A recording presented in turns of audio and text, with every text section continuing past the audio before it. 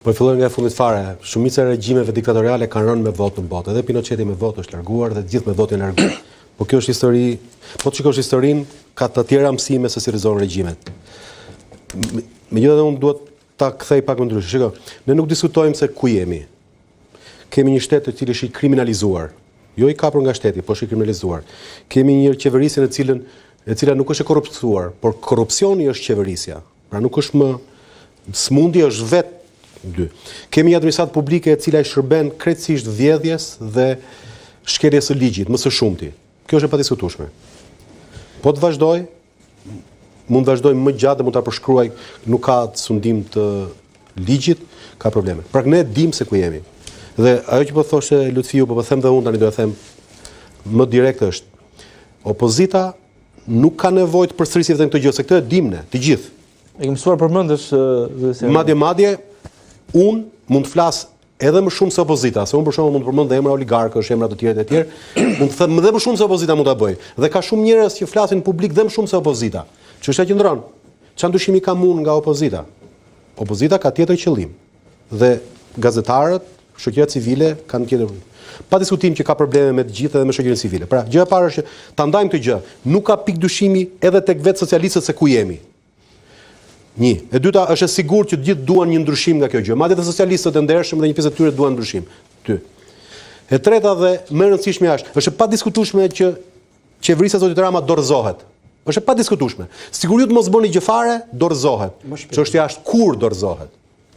Dhe si dorëzohet. Çështja është, pra nuk është çështje nëse dorëzohet, është çështje kur dorëzohet. Dorëzohet pa bërë dëme të tjera, apo dorëzohet duke u tretur, duke degraduar siç u degradojnë gjitha regjimet dhe pastaj bien brenda 24 orësh edhe nga një gjë rastësishme. Pra do ndodhi mbas 4 vitesh, mbas 3 vjetësh, apo kjo është çështja. Dhe pyetja qëndron. Pyetja do të bëj veten opozitës, mendoj unë. Pse me gjithë këto situate prap në qeverisje është Zoti Rama? Dhe kur t'i japësh përgjigje kësaj pyetje, atëherë kupton edhe çfarë do të bëjë opozita.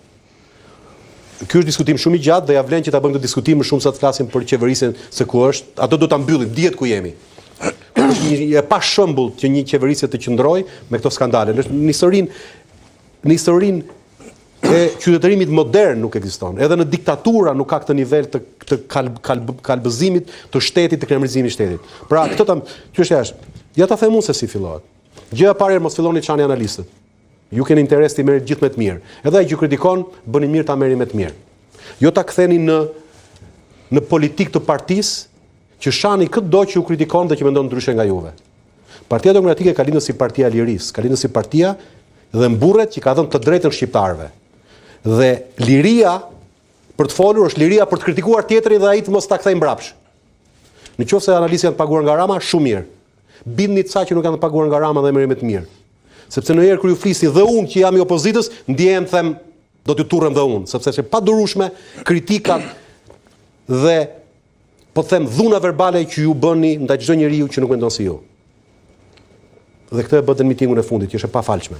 Është stigmatizimi. Një parti do t'im pushtet, ka interes t'i marrë gjithë me të mirë. Madje edhe sa socialist t'i bindi, t'i marrë me të mirë dhe thotë, braktiseni Zoti Rama sa dhe ju duheni më të mirë në qeverisjen tonë. Të marrë dhe ata që janë kundërshtar në gazetë thotë, shikoni, ti takoni, ti flisni, pra do t'i bëni për vete këta njerëz do të cilmoni. Pra hiqni dorë nga fryma ironike, sarkastike, pranoni mendimin ndryshe, pranoni që njerëzit kanë të drejtë t'ju kritikojnë, pranoni që edhe mund t'ju kritikojnë dhe prapë mund të votojnë për juve, e para. E dyta, njëjtën gjë do të bëni me të huaj. Mos kritikoni me ambasador, mos kritikoni me të huaj. Ata mund të jenë çdo gjë, mund të mbajnë Ramën pushtet, mund ta mbështesin se mbështesin, kjo është perceptimi. Po Partia Demokratike ka nevojë për të treguar dhe të huajve që është një faktor i besueshëm, që mund të qeverisi, mund të jetë partneri i tyre. Dhe kjo nuk bëhet duke i kritikuar, bile duke arritur deri në fyrje personale dhe gotallu me emrin e njërit, me orientimin seksual tjetër e tjerë. Nuk i takon Partisë Demokratike edhe si parti e lirisë dhe pluralizmit, por nuk i takon se ka interes që edhe ta t'i marrin me të mirë. E kam thënë një herë tjetër, po e them prap, kapen më shumë miza me mjalt se sa me uthull. Dhe Partia Demokratike është vetëm uthull. 2. Pra, gazetarët dhe ata që flasin ndryshe në publik dhe analistët mos e kritikoni më. Të huajt mos e kritikoni më, edhe sikur t'u djegi, edhe sikur t'ja u bëjnë për borxh, edhe ta ndjeni që jeni të prekur, mos e bëni, se nuk është interesin tuaj dhe nuk është puna juaj të merreni me tas ata profesion qeveritë e tyre. E treta, duhet të mbani qëllim të qartë ndaj SPAK-ut dhe drejtësisë. Sepse nuk mundet dot të ta sumoni Spakun dhe pastaj të thoni që bën mirë Spaku që ka Brina Ballukun. Edhe Spaku ka një problem shumë të madh. Tani që jemi ne, e kritikon opozita, i bie edhe qeverisja. I bien edhe shumë të tjerë. Po ti je një prokuror i Spakut dhe i ndershëm i Spakut, se patjetër që atje ka prokuror të dyshim. Patjetër që Spaku ka pasur probleme të mëdha. Pa diskutim që ka pasur probleme të mëdha. Por mos harro që në Spak ka edhe disa prokurorë të cilët kanë bërë diçka të jashtëzakonshme, kanë marrë kurajën për të hetuar dhe për të ngarkuar me akuza njerëz të rëndësishëm të Partisë Socialiste. Çështja qëndron. Çfarë mendon një prokuror i Spakut i cili edhe përpiqet, ka presion nga qeveria dhe bën të pamundur, pastaj e shan dhe opozita, e shan dhe media dhe thot ai, çfarë po bëju në këtë botë? Pra dhe ai do pa kurajo. Dhe ai do të di që puna e tij nuk do kaloj pa u vlerësuar, që puna e tij nuk do jetë një punë që të gjithë do e shajnë dhe askush do ja di përnder. Dhe ai duhet të dihet që e ardhmja e tij është e sigurt nëse bën drejtësi. Dhe këtë do ta bëni. Pra, e treta është me Spakun. E katërta dhe e fundit, se pastaj të thash, mund të vazhdojmë sa duash. Unë dua të di, nëse problemi është kriminalizimi i shtetit, nëse problemi është administrata krejtësisht e kalbur, nëse problemi është monopolizimi i ekonomisë me oligarkët, 3-4 veta kanë 30-40% e ekonomisë shqiptare, dua të di. Këta do qëndrojnë aty kur vi Partia Demokratike, do iki vetëm zoti Rama, do ndryshohet Kolltuku dhe do vazhdohet, apo Partia Demokratike do çkriminalizoj shtetin, do çpartizoj administratën publike, do çmonopolizoj tregun, do të vendosë disa parime të meritokracisë dhe të konkurrencës ndershme. Tani nëse ju e bëni diskutimin këtu, pra për këtë vizion të ardhmes, unë do bëm propagandisti juaj nga një zemdar. Dhe unë sot nuk jam. Megjithëse unë jam person që votoj për opozitën. Çdo ditë them do zoti opozita sot ketë më mirë, do zoti bën një gjë më mirë, do zoti bëhet më e këndshme. Sepse mos harroni një gjë në fund fare. Partitë politike nuk kanë për qëllim të ngrejnë popullin në lëvizje revolucionare për të marrë pushtetin. Kanë për detyrë të krijojnë njerëzve një alternativë të besueshme që njerëzit vënë tek Partia Demokratike. Pra detyra juaj nuk është të rrezoni Ramën, detyra juaj është të më bindni mua të bashkohem me ju që bashkë të arëzojmë Ramën. Dhe gjithë fokusi i punës suaj do të jetë tek qytetarët për të na jorshur ne, dhe jo vetëm duke kritikuar Shar Ramën, sepse atë gjithë e shajmë edhe më shumë se që shani juve. Faleminderit, tani do ta nis nga kjo e fundit. Detyra jonë, po pa diskutim. Detyra jonë është të bindim qytetarët.